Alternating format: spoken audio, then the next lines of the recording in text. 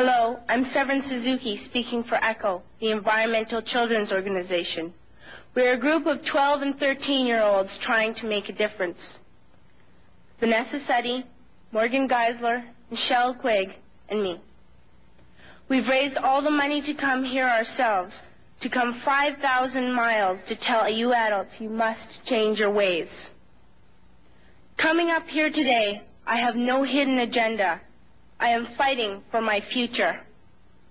Losing my future is not like losing an election or a few points on the stock market. I am here to speak for all generations to come. I am here to speak on behalf of the starving children around the world whose cries go unheard. I am here to speak for the countless animals dying across this planet because they have nowhere left to go. I am afraid to go out in the sun now because of the holes in our ozone. I am afraid to breathe the air because I don't know what chemicals are in it. I used to go fishing in Vancouver, my home, with my dad, until just a few years ago we found the fish full of cancers. And now we hear of animals and plants going extinct every day, vanishing forever.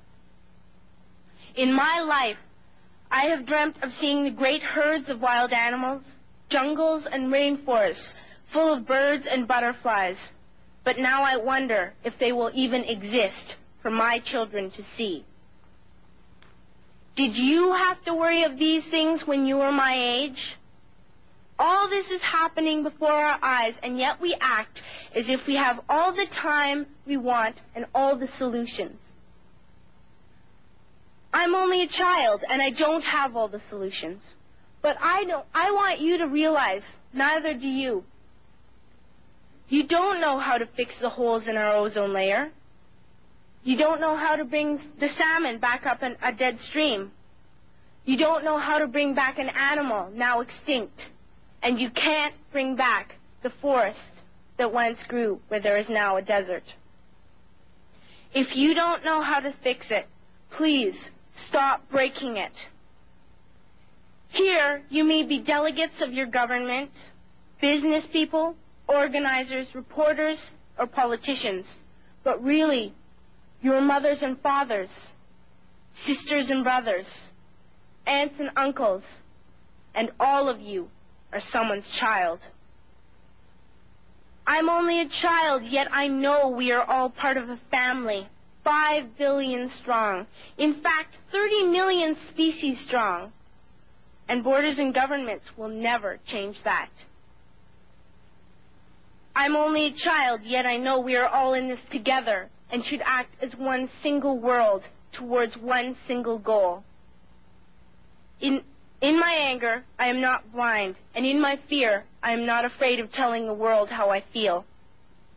In my country, we make so much waste. We buy and throw away, buy and throw away, buy and throw away, and yet northern countries will not share with the needy. Even when we have more than enough, we are afraid to share. We are afraid to let go of some of our wealth.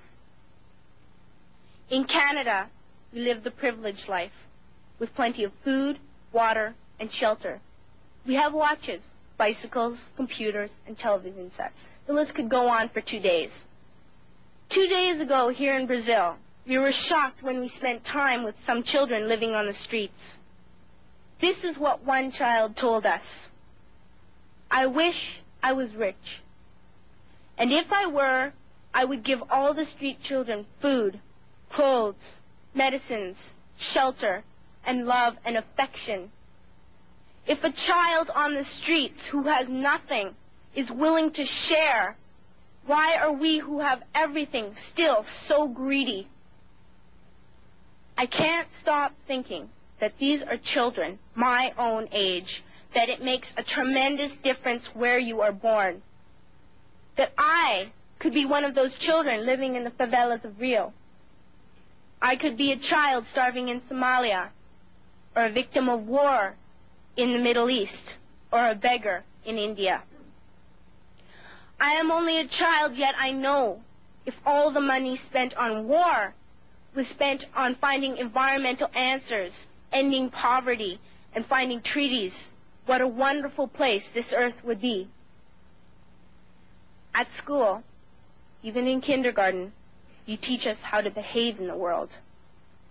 You teach us not to fight with others, to work things out, to respect others, to clean up our mess, not to hurt other creatures, to share, not be greedy. Then why do you go out and do the things you tell us not to do? Do not forget why you are attending these conferences, who you're doing this for. We are your own children. You are deciding what kind of a world we are growing up in. Parents should be able to comfort their children by saying, everything's going to be all right. It's not the end of the world, and we're doing the best we can. But I don't think you can say that to us anymore. Are we even on your list of priorities? My dad always says, you are what you do, not what you say. Well, what you do makes me cry at night.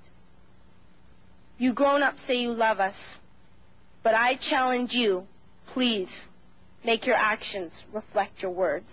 Thank you.